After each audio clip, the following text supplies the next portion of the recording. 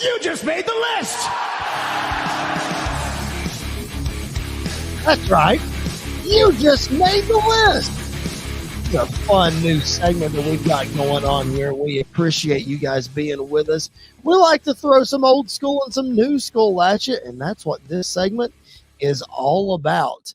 Andy, what is this list, we ask? Well, you know, our buddy Aaron Grisham, who is not active in the chat tonight. I miss him throwing shade at us while we're doing our show and trying to throw us off.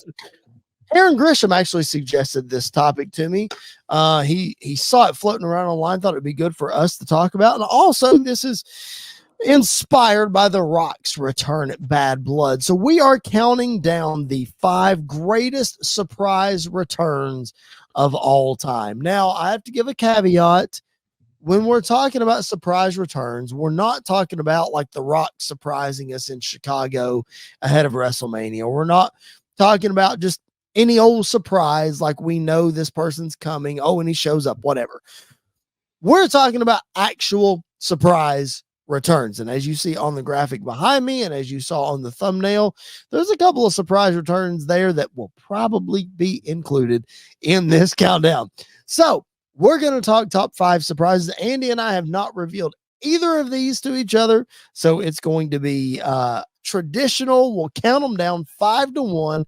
We'll talk about them. I'm sure, Andy, there will be some that are the same, but I can guarantee you there will be some that are different. Just because if I know you and you know me, there's going to be some that's different. Yeah. So most of the time when we do these lists, you have an honorable mention and I have an honorable mention. I'm sure you've got a couple. What are some honorable mentions that did not make your top 5? So my main honorable mention, and I wanted to put him on this list, but the caveat of the surprise return kind of threw it for a loop because we figured it was him, but we weren't entirely sure it was him. It was kind of the whole trail thing, but his Bray Wyatt at Extreme Rules, I think, has to be part of this. We kind of figured it was him, but it was still up to that moment of like, it could be like Karrion Kross. There was a couple other people, Right. but that return, you know, if we're talking about not just surprise return, if we're talking about like returns of all time, that one is up there. Like it's ridiculously good to see that one. So yeah, that's my honorable mention, and then my other one was, I believe it was Raw in Philly when the Dudley Boys just randomly popped up for a run, like that their run then, and the pyro just kind of hit, and everybody lost their mind. That one was really special too. Yeah, that was really, really cool. I didn't have either of those on my list. My surprise return honorable mention on my list, I'll give the caveat that we knew this guy was coming, but the return just, I can't not include it. And that's when Triple H returned from his quad injury in 2002. Yep. I mean, like, dude, we knew it was coming. They announced it, but bro, that return was just absolutely incredible. Like it was a Madison Square Garden. The roof blew off the place. Speaking of Madison Square Garden, this guy didn't make my list. He probably made yours. I'm going to go ahead and throw it up anyway. 2008, the return of John Cena in the Royal Rumble. Nobody knew it was coming. I don't think most of the superstars didn't know it was coming. Recovering incredibly early from it was torn pec at this time, right? I think so. Yeah. Yeah. So John Cena returning in 2008. Those are my 2 honorable mentions. Now it'll be fun. I've got one more honorable mention that did not make my top 5. I'm not going to say it though, because it's on your list. And we're going to leave that there because we're going to talk about it. So no, well, I'll leave it there. Let's kick it off, Andy. What's your number 5? So my number 5 is from Monday Night Raw, and that is when Shane McMahon just randomly popped up. If you watch the Vince documentary, they show this moment again, and I forgot how good this return actually was in the moment because like the place went crazy. And this was my first real interaction, like seeing Shane McMahon on TV week to week. And so hearing the pop and seeing him come out, it was wild. So that's definitely number 5 for me. That's actually number 5 for me on my list as well. So we have agreed on one, and I'm very shocked. But yeah, it's man, we, like you said, we relived this moment in the Vince documentary, and you and I talked about it. If you go back in our archives on our YouTube channel, or if you're listening on podcast, it's actually it's not available there. It's a YouTube exclusive. The Vince McMahon documentary review that we did. Go back and check that out. It's again, it's in our archives on our YouTube channel. We mentioned it, that we both forgot how incredible it was, and the chill bump moment of that music hitting totally out of nowhere, totally unexpected. Great surprise, great return. Number 5 on both of our lists. All right, who's your number 4? My number 4 is at WrestleMania 33. That's the Hardy Boyz. Their music hitting for the ladder match. When New Day teased that they were coming out, boy, when their music hit, I remember I was sitting in my chair, and it's one like the few times that the music hit, and I jumped out of my chair and lost my mind. It's such a cool moment. It's such a cool moment that it is higher on my list. So I will give my reasoning in just a few minutes. My number 4 on my list is Sting's debut in WWE Survivor Series 2014. It's not technically a return, but it is a debut. But man, the weight of Sting never showing his face in WWE ever, and then finally showing this night in 2014, regardless of what it led to. We all know he had a feud with Triple H, and we can debate it till the cows come home if he should have lost at WrestleMania or not. We get it. We know his WWE run was lackluster. Okay, fine. But that singular moment of him showing up in WWE for the first time ever, it was the day that I subscribed to the WWE network, because there were rumors that it was going to happen. I put my credit card information in that day, tuned into the pay-per-view that night, and I was pleased. Let's put it that way. So the Stinger is number 4 on my list. All right, number 3 for you. So number 3, I kind of cheated a little bit, but not really, because it's the same person, but it's their return twice. And it's from the same pay-per-view. That's Edge in 2010 and 2020. Both of those returns are just insane. The pop that he gets in 2010 is nuclear, because nobody was expecting him to be there. But then we get to 2020, and it's like he speared Elias on the pre-show at SummerSlam, and there's like, oh, that's the first time he's getting physical, like maybe sometime soon. We heard some rumblings that it might happen. It didn't take anything away from when that music hit, man. I remember like visibly shaking a little bit because it was happening, and seeing him run out there, I lost my mind. It was such a cool moment. This is another one that I can't talk about yet, because as I'm sure that you're aware, this is a little higher on my list. That was your number 3. I tell you what, go ahead. I know where you're going with this. Go ahead and reveal your number 2. Because I think I know what that is. So I think I know what 1 is. So I think we're about to fall into we'll discuss these. Yeah. So, well, my number 2 you've already mentioned, and that's Cena returning at the Rumble. Oh, wow. That's my number 2, just because of the sheer fact that this was like early stages and peak moments of like hating Super Cena, and that music still hit, and the place went nuts, and people cheered for him the entire time. And then at like towards the end, they're like, "Oh yeah, we're supposed to hate this guy. Like we're not supposed to like this guy." But they got so caught up in the return. That's why it's so high for me. Is just the feat of strength that he showed to return as early as he did, but then just like to change people's perspective on him instantly in that moment. It's an iconic moment. All right. So you're number 5. Let's recap these real quick, because I'm about to get worried about you. Number 5, you have Shane McMahon, right? Yep. Number 4 is Hardy Boyz. Hardy's. 3 is Edge in 2010 and 2020. 2 is Cena. So who's number 1? Oh, why are you worried about me? My number one happened this past year. Okay. And that's that Survivor Series when CM Punk showed up at the end of the night. And I vividly remember me and my wife were watching it, and I was standing up because it was post-match, like the match was over, and I should have known better because I didn't have my hopes up completely. I saw the graphic in the corner, thought it was over. When that music hit, man, it was like an out-of-body experience for me of jumping up and down and dying. So that's my number one is CM Punk returning. Well, see, that was my honorable mention. I didn't even put it on my list. In fact, I didn't know if you would go there or if you would go. I know we're not necessarily talking AEW, but it's a toss up between the two, man.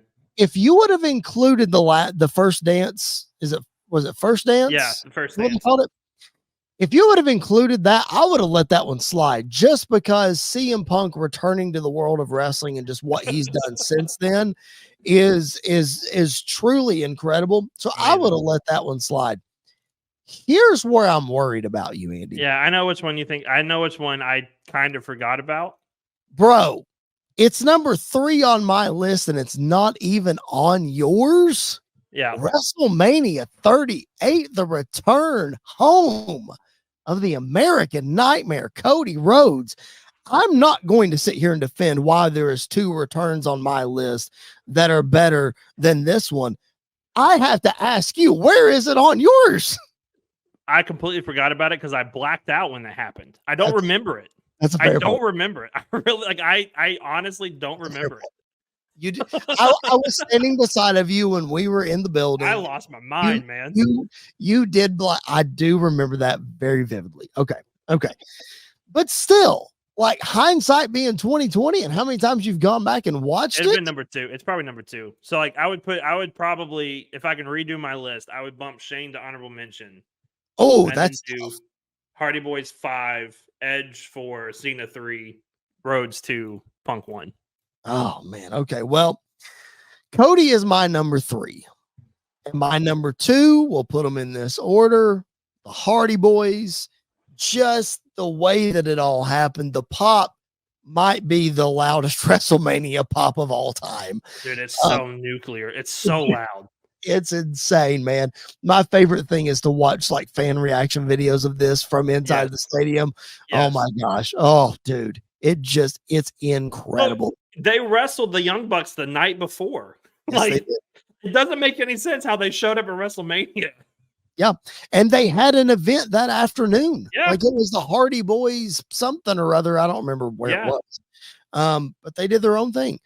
And my number 1, 2010 was fantastic, but there is nothing in the world to me that compares to the return in 2020 of the Rated R Superstar. You were visibly shaking. I was crying when this happened. Just, oh my gosh, dude. And I know that we're not adding things to this return. I know we're looking at like the individual moment, and the individual moment itself was just incredible. Yeah. But dude, to go back and watch the 24 documentary that they did on this, it just puts everything into perspective. And it's honestly, man, it's one of the biggest what ifs in the world of wrestling. And I know that that's a rabbit hole that we can go down, and that's a segment we can bring up in the coming weeks. But dude, what if Edge hadn't had to retire in 2011? Yeah. We would have never got this moment right here that is arguably the greatest return of all time. So it is mind-boggling to me how a dude, he says it all the time. It's like the ship wasn't set sail. It wasn't off in the distance. It was on the other side of the planet. No, not in sight anywhere whatsoever. Yeah. 9 years later, he gets to come back. And then unfortunately the pandemic hits and we all know the story. But dude, I'm literally emotions feeling it right now. Yeah. This dude coming back is just incredible. Yeah. It's, like you put him and you put Danielson's career into perspective of it's a miracle every time these guys lace up their boots and get in the ring. Like they're the kind of people, like they're seeing those two guys' story makes you like cherish the people that are wrestling now, because you never know. I mean, look at Big E. Like, when we don't know if Big E's ever going to get to wrestle again, and it happened so abruptly and so quickly. And so, yeah, like moments like that, you can't take for granted. What I love is, and I wasn't really a huge wrestling fan during the time, so I don't know, but I'm going to say, at least for Shane, for the Hardy Boys, and for Punk at Survivor Series, maybe there were some talks, but nobody spoiled it. Like, it was genuine, especially the Hardy Boys. It was genuine shock return. Like, those moments that you can never really take back of, like, I was not expecting to hear that music. And when you hear it, you just lose your mind. Yep. Like, that to me is what makes a surprise return a surprise return. You don't know when it's coming. You don't know when it's happening. And all of a sudden it hit. That's why I love the Rumble. Like, the Rumble to me is for these little moments that you get of just massive pops because you don't expect it. Yeah, no, absolutely, for sure. And to me, like that's what solidifies Edge as well, because if you watch that documentary, like, there were rumblings that he was trying to get cleared. You mentioned the spear for on Elias. There was rumblings that he was trying to get cleared. There was rumblings that AEW was trying to contact him, and he literally would do interviews and post on social media and he had to lie. Yeah, he said, I wanted to keep it a secret. I straight up lied. I said no, and no, until everything finally died down. But the plan was always the Rumble if he got cleared, and there it was. So creating another special Royal Rumble moment. And Cody Rhodes, yeah, we heard the rumblings. Yeah, we thought it was going to be Cody. But like you said, man, with the Bray Wyatt thing, with Cody, it was like, he started AEW. There's no way. There's no way he's coming. There's no way. Yeah. And then that pyro hit, that music hit, and now he's the face of the company, the WWE champion. I mean, it's crazy.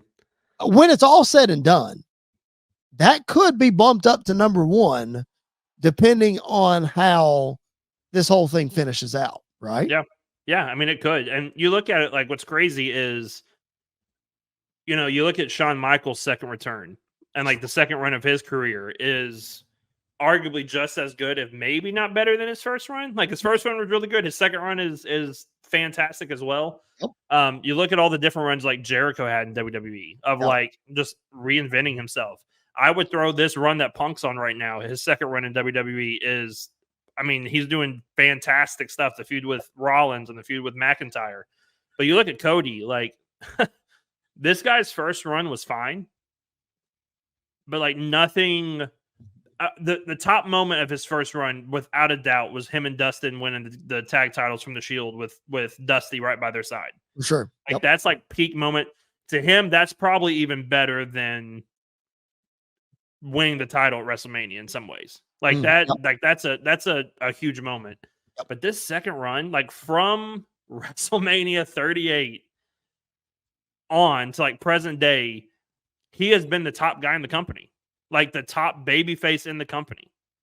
And so it's crazy. And then you get to WrestleMania 40 and he's getting the nod to like, from like Taker, and like even The Rock is working with him and wanting to do things. And you're getting guys like Punk who are getting involved in all of these different like things. Cena. It's just, it goes to show, like, you don't know where your career is going to go. You just have to work to get there. And Cody's the living proof of it. Yep. He absolutely is. And hopefully that run is nowhere near over, because they're on an upward trajectory that's just insane. They're setting merch records, they're gate records, attendance records. Top 5 in Fanatics, I think, isn't he too? He's top 5 in all of Fanatics, not just wrestling.